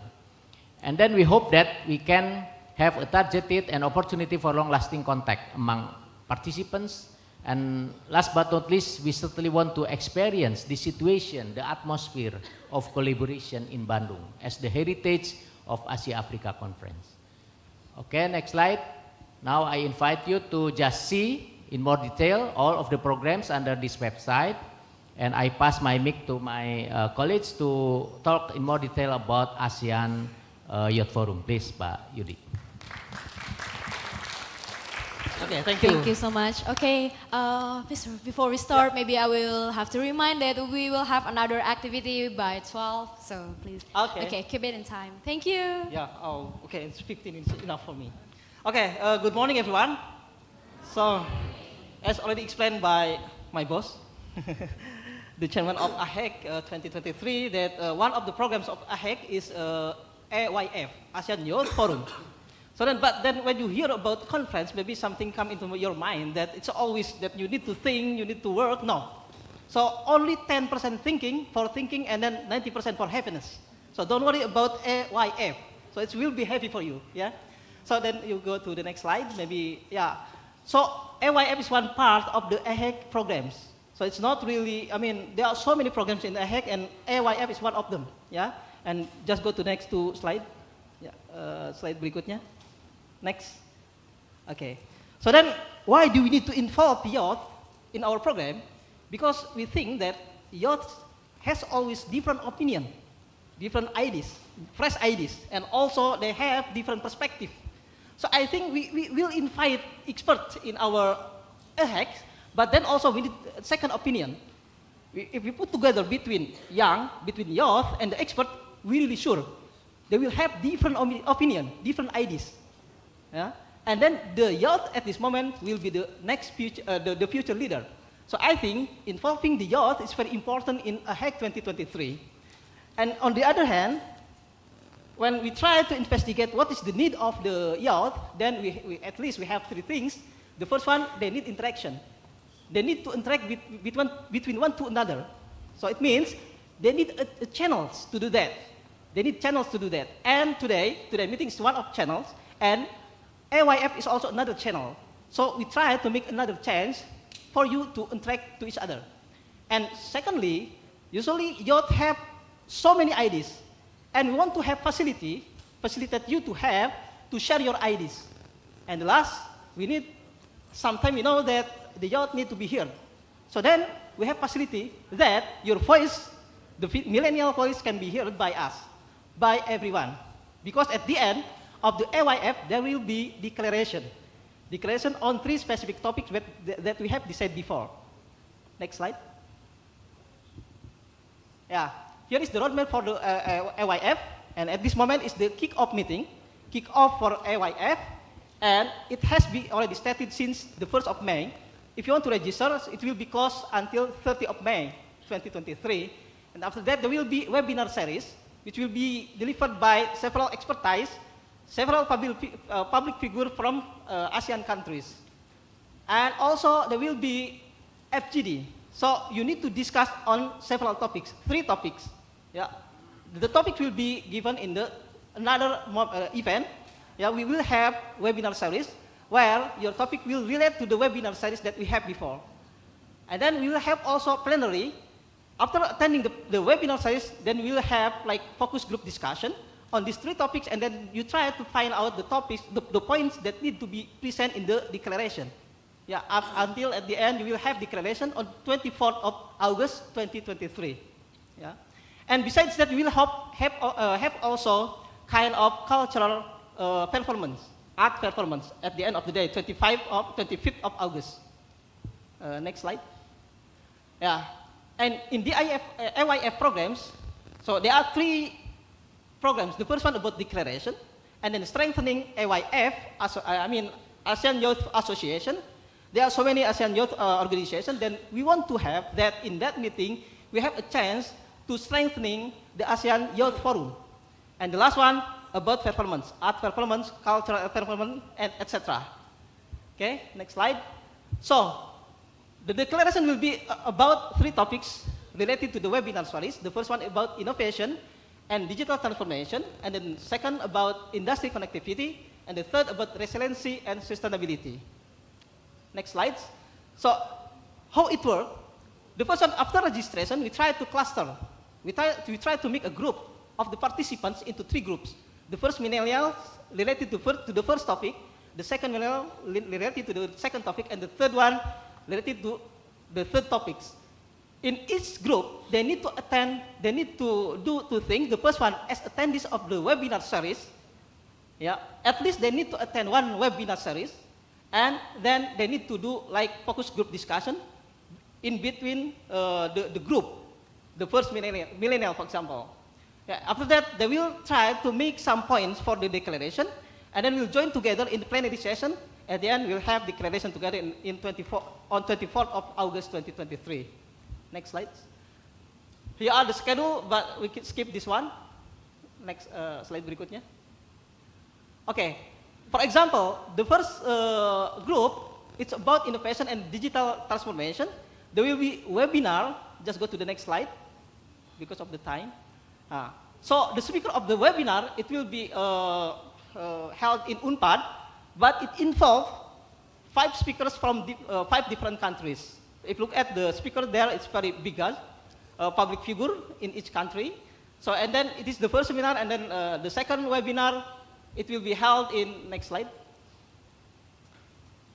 Oh, I cannot, yeah, here. It is the second seminar.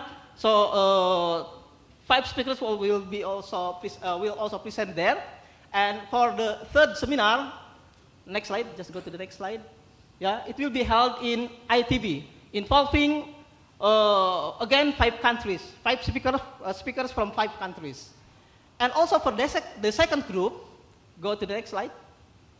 Yeah, about industry connectivity, there will be also 3 seminars. Yeah, so just go to the next slide. Here are the speakers for each seminars. Yeah, the first one, so it will be held in UNAIR. About industry connectivity will involve the speaker from Brunei, Cambodia, Philippines, Indonesia, and Malaysia. And the next seminar, which will be held in, next slide.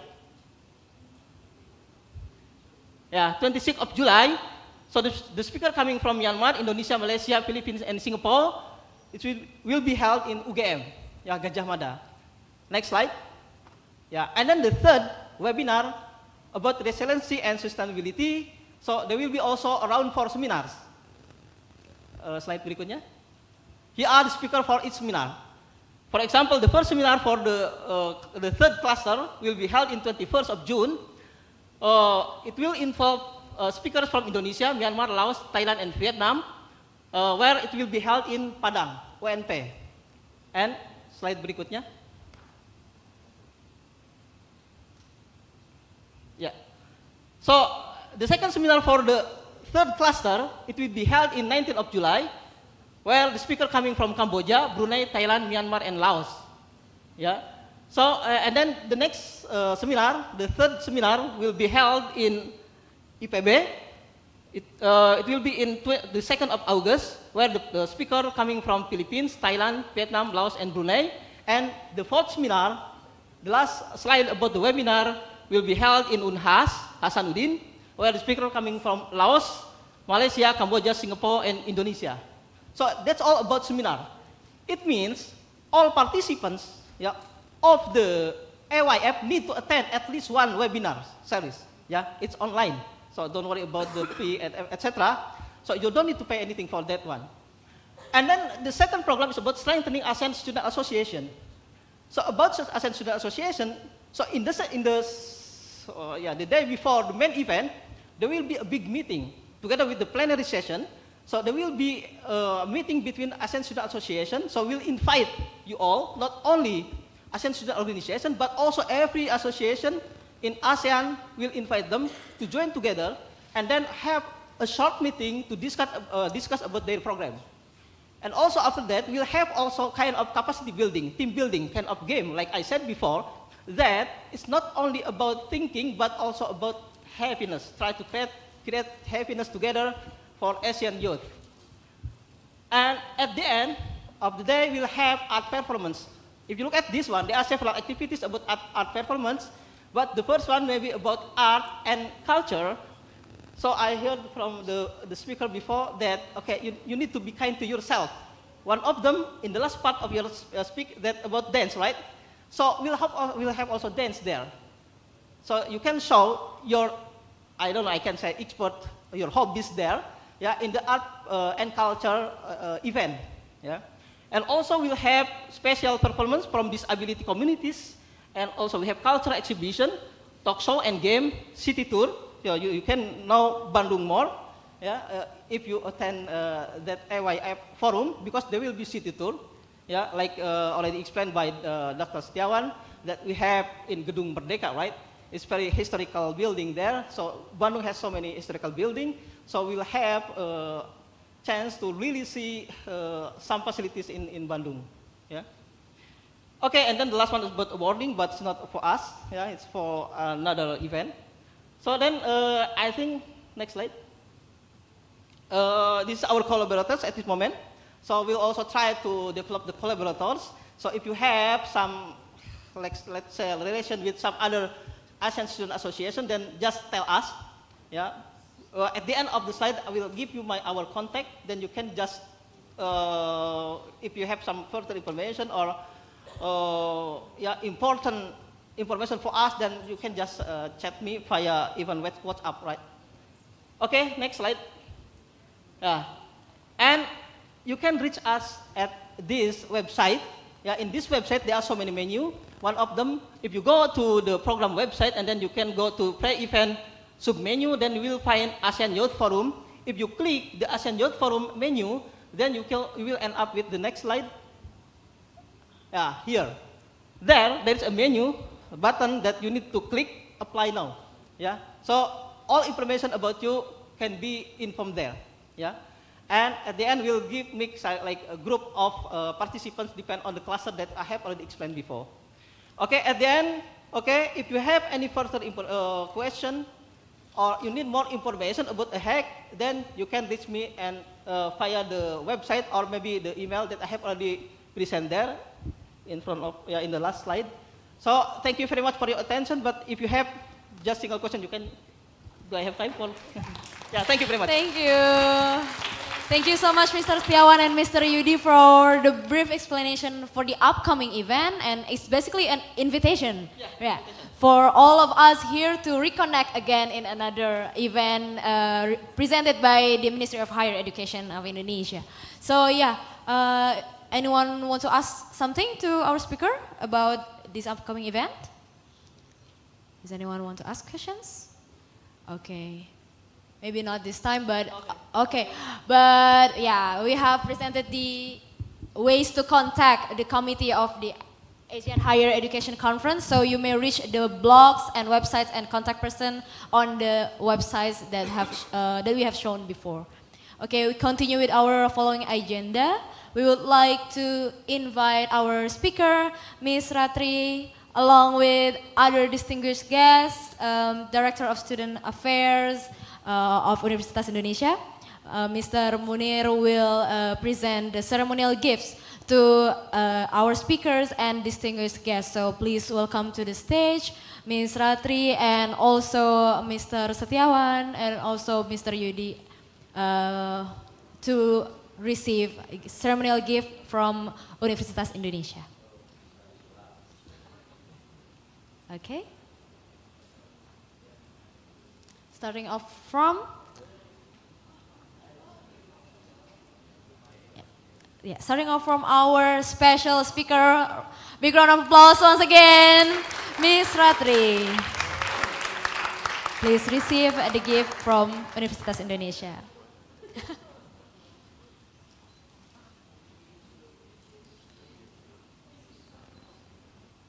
Okay. Thank you.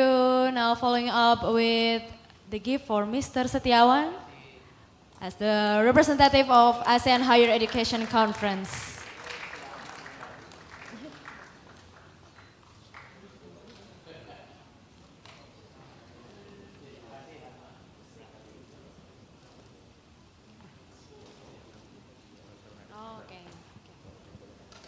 All right.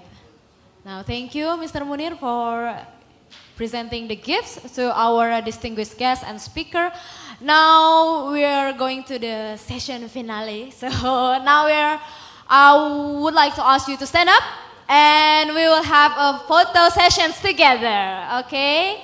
Stand up, stand up, stand up. Okay, don't get sleepy yet. Don't get sleepy yet, as you will get your lunch soon. Okay. Any direction from the committee? All right. I will also get to this part.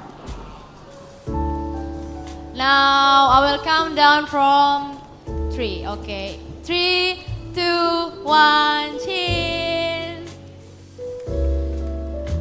Okay. How many pictures did you get? Again? Different pose, guys, try. 3, 2, 1, cheers. Okay, thank you so much, everyone. Okay.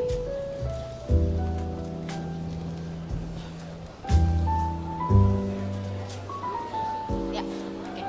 Once again, on behalf of the Committee of AYCF 2023 in Universitas Indonesia, I would like to express thank you for all of you. Please remain seated, everyone, for the delegates and academic staff.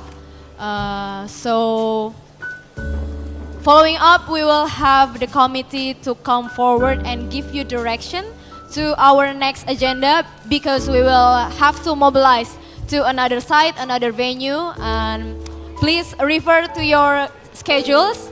And you will also have time for preparation for the bazaar, ASEAN Arts and Cultural Bazaar, and also break for lunch and prayer.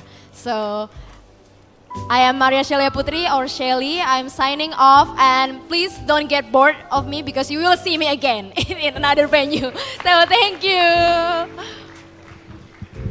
Okay, please remain sitting, and may I invite from the event division, Miss Alicia. Please give a short brief before leaving to Pusgiwa. Okay, so hello guys. So for the next project after this, we're gonna go to Pusgiwa. So there's the other building after this. So there's gonna be 6 batch for you to go out. I'm gonna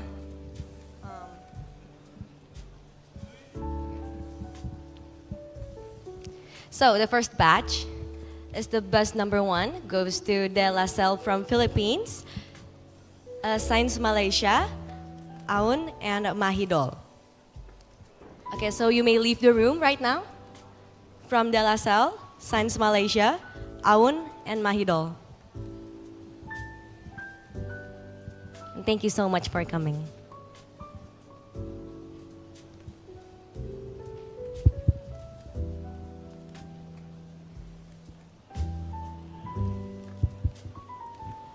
The fellow LOs, please, Please ready guide. to mobilize your delegates.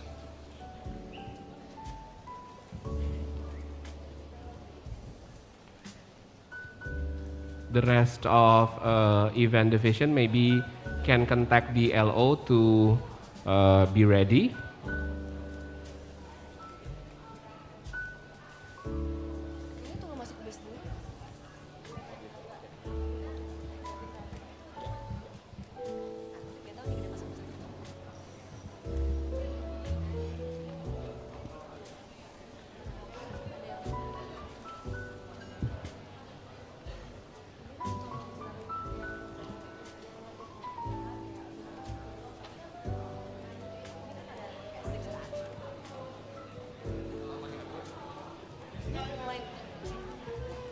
HP gue di Dimas. Boleh. Lu ke Dimas aja.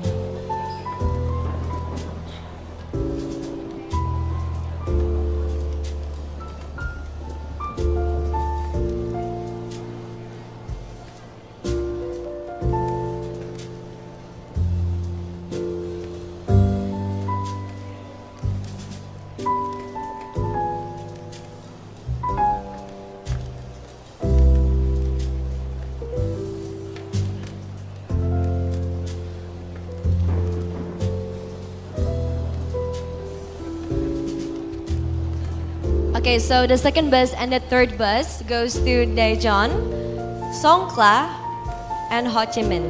You may leave the room. Thank you. I'm gonna repeat it again. Daejeon, Songkhla, and Ho Chi Minh.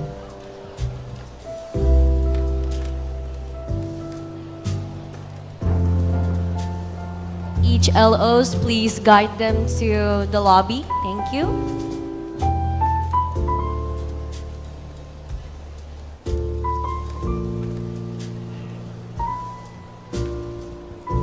All right, for the third bus goes to NTU, Chula, Chiang Mai, and University of Philippines.